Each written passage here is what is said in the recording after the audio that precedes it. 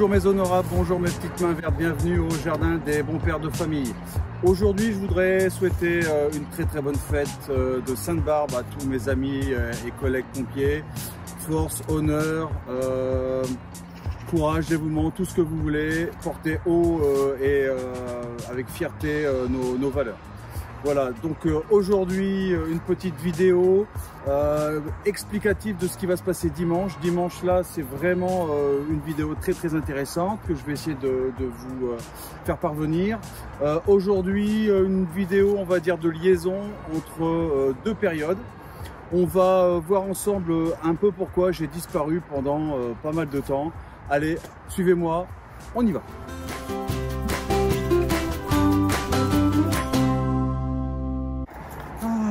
Bien comme vous voyez, l'endroit est dégueulasse, il est vraiment pas beau, mais il est déjà mieux qu'il y a de ça quelques semaines. On a supprimé et évacué donc tous les déchets et l'ancien cabanon de jardin, totalement vermoulu, plein de pistes de rats, enfin vraiment c'était une catastrophe.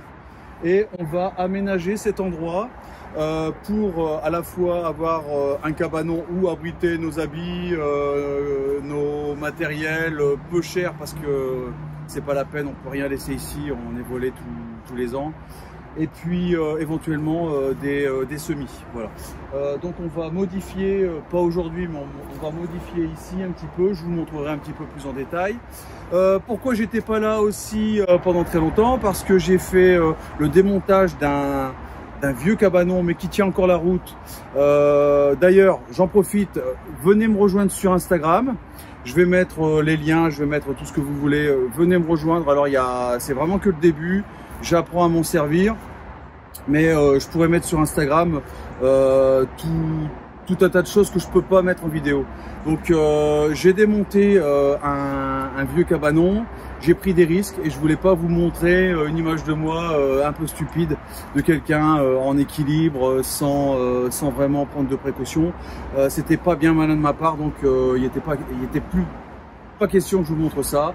Ne faites pas ça chez vous, mais bon, qu'est-ce que vous voulez, c'est plus fort que nous, hein, vous le savez. Les cordonniers sont les plus mal chaussés. Voilà, donc on va modifier toute cette partie et puis on continue la visite du jardin.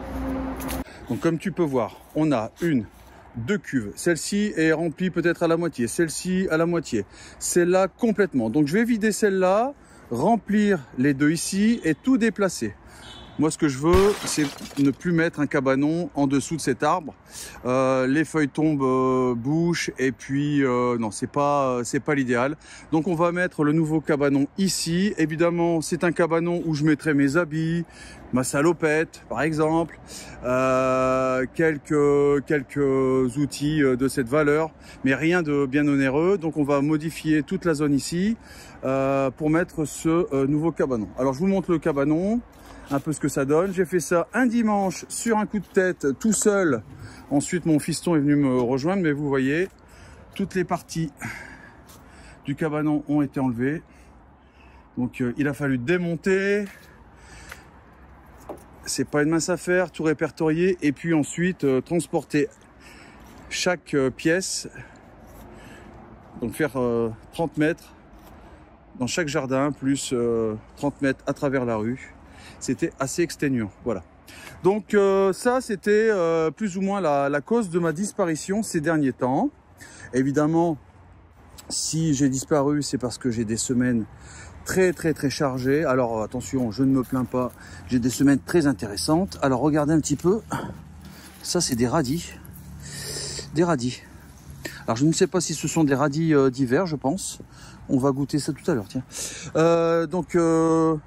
Je fais évidemment mon travail de pompier, mais je fais également de la citoyenneté dans les écoles. Et c'est vraiment une mission que j'apprécie, une mission en laquelle je crois. Donc évidemment, je passe pas mal de temps avec mes autres collègues pompiers et les jeunes en service civique pour prêcher la bonne parole.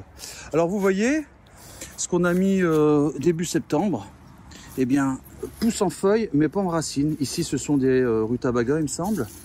Mais ce qui est joli, c'est ça. des nouveaux choux chinois. Donc peut-être que bientôt on pourra manger quelques choux chinois. Il me reste des pains de sucre. Et là, ça a été la belle surprise. Elles sont divines. C'est très bon. Voilà, c'est un peu tout ce qui me reste avec les poireaux évidemment. Donc là, vous voyez, j'ai couvert toutes mes bandes. Le gros souci, c'est que maintenant je ne peux plus en trouver. J'aurais bien apprécié recouvrir encore de feuilles, mais il n'y en a plus. Voilà, ça a été ramassé, nettoyé. Mais voilà, ça c'est gratuit. C'est déjà pas mal, c'est mieux que rien. Là, j'ai encore quelques radis, quelques navets, mais bon, c'est plutôt un engrais vert aujourd'hui.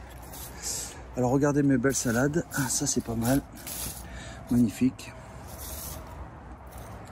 Et je vais vous montrer maintenant mes plants de pommes de terre qui sont dans la serre, qui se renforcent tout doucement. Ce que je veux, c'est éviter qu'il y ait des germes trop fins, trop vite.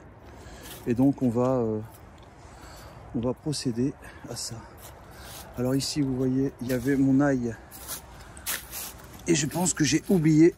Alors c'est peut-être l'ail éléphant, ici, qui repousse. Belle surprise. Vous voyez, à tout moment de l'année, on peut avoir des superbes surprises. Là, mes asperges. Donc cette année, c'était la dernière année, on va dire, où je les laisse pousser sans les prélever. Et puis là, je pense que c'est l'ail éléphant que j'ai oublié l'année dernière. Belle surprise. On va voir ce que ça donne d'ici quelques mois. Donc pareil, ici des radis d'hiver. Bon, je les considère plus maintenant comme engrais vert. Des choux, des carottes. Pareil, les carottes, elles sont là, mais il ne faut pas rêver. Ah, quoique, regardez, il y a quand même des petits calibres sympathiques. Et puis là, belle surprise. Vous voyez, mon champ de salade. J'ai déjà tapé pas mal dedans, hein, je dois vous avouer. Et je me suis bien régalé. Voilà, alors ça, ce sont les tôles qui étaient sur le vieux cabanon que je vais récupérer. Et les quelques parpaings qu'on va vite ranger. Bien les amis, allez, c'est pas pour critiquer, c'est pas pour casser du sucre sur le dos de mes collègues. Mais regardez, on a plusieurs approches du jardin. On a cette approche, je laisse la nature reprendre ses droits pendant le printemps, pas le printemps, l'automne et l'hiver. Et puis à la belle saison, quand j'en ai envie, je me remonte les manches et puis voilà, je travaille d'arrache-pied, je retourne la terre, etc., etc. C'est respectable, je comprends la tactique, mais d'accord avec moi, j'espère en tout cas, c'est beaucoup de boulot. Beaucoup de fatigue, ou alors il faut mécaniser. Moi, regardez, l'option couverture végétale. Peut-être ce sera trop acide, peut-être j'aurai des problèmes, mais en tout cas, partisan du moins d'effort, moi je pars sur cette option. Ensuite, on a une autre option, tout aussi respectable, couverture du sol avec les moyens du bord. Donc vous voyez, on a du bâchage plastique. Cette bâche va être, je pense, utilisable pendant des années et des années. Du vieux carton. Efficace, ça débarrasse. On prend en charge ces déchets de carton, respectable. Mais bon, je dois vous avouer que c'est quand même pas ce qui a ma préférence. Je préfère les options plus jolies. Voilà. Alors c'est pas un bon choix pour moi de dire le joli c'est mieux, mais franchement quand c'est joli c'est sympa quand même, hein. Voilà, allez, on continue. Allez, c'est parti, j'arrive. Laissez-moi un peu de place. Voilà. Alors ici on a mis la dose, hein. On a mis de la feuille, et puis on va voir ce que ça donne cette année. J'ai déjà mis une ligne de plants de pommes de terre que j'avais retrouvés dans le sol. On verra bien ce que ça donne. Et puis Jean-Marc m'avait donné l'idée et l'envie de faire comme lui. Donc vers mi-janvier, on va planter ces plants de pommes de terre qui viennent de mon jardin. Donc vous voyez, ça commence à verdir. Il y a des petits germes bien durs.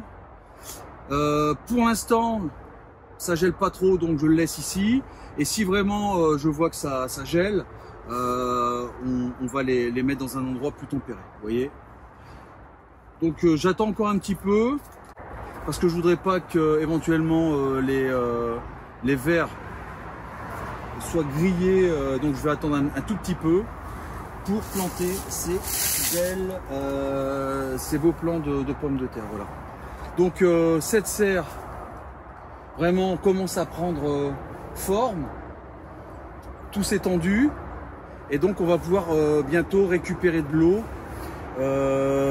D'une certaine façon, on va voir si c'est possible sans la percer, abîmer ou quoi que ce soit. Je voudrais vraiment trouver une solution pérenne qui coûte pas cher. Et donc on va imaginer ce système. Si ça fonctionne, je vous le montre. Et si ça ne fonctionne pas, je vous le montrerai encore aussi. Quand on parle matos, au jardin, si vous avez besoin de sacs, allez sur Amazon par exemple, je ne sais pas exactement. Trouvez des sacs comme ça avec des arceaux à l'intérieur. C'est formidable. J'ai mis toutes mes feuilles, je les ai transportées, ça s'écrase, ça se place partout dans la voiture. Franchement, ça c'est du super matériel. Ça va vous rendre service, ça coûte pas très cher. C'est réutilisable quasiment à l'infini, j'en sais rien, mais c'est réutilisable pendant un sacré bout de temps.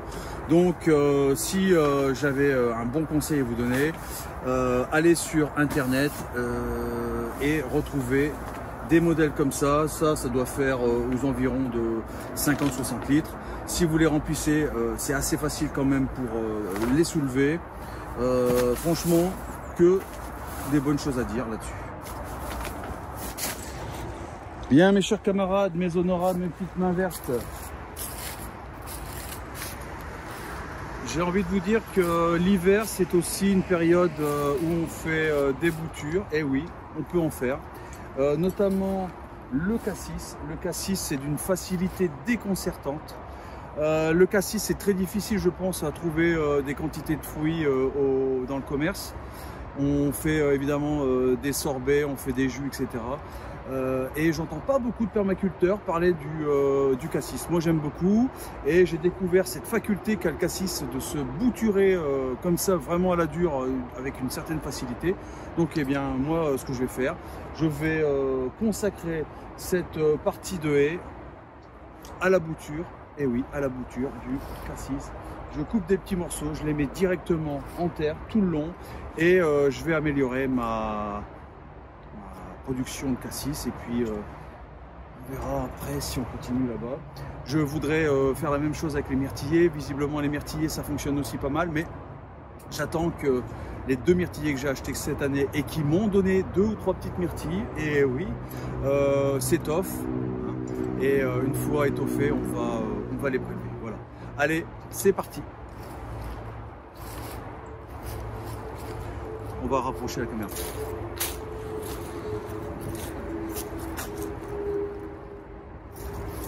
Donc là, on entend l'autoroute. J'espère que vous, de votre côté, ça vous embête pas trop. Donc on va prendre des latérales comme ça. Clac, clac. Alors, les bourgeons sont déjà prêts.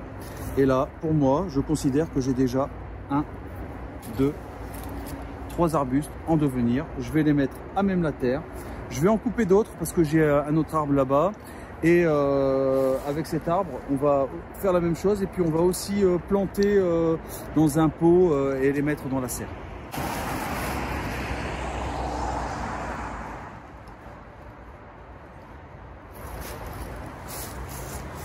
Regardez plutôt, voilà, là, vous voyez un petit peu, eh bien d'ici février, je devrais être je devrais être fixé sur le sort. Mais je pense que, en tout cas, si ça fonctionne comme à chaque fois, je vais avoir un nouveau cassis pour 0. Bon, je viens de voir quelque chose, hein. Vous vous souvenez, il y a quelques temps, des gens avaient défoncé mon grillage, avaient cassé mon arbre. Ici, mon arbre fruitier, mon prunier. Et donc, ils m'ont arraché ça, ils m'ont arraché ça. Donc, c'est l'occasion, à peu de frais, eh bien, de redonner vie à ce cassis.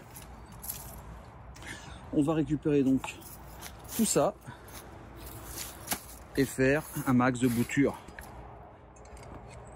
Voilà les amis, on a réduit tout ce que j'ai récupéré en petits morceaux et on va planter ça ici sur les bordures et une partie dans des pots.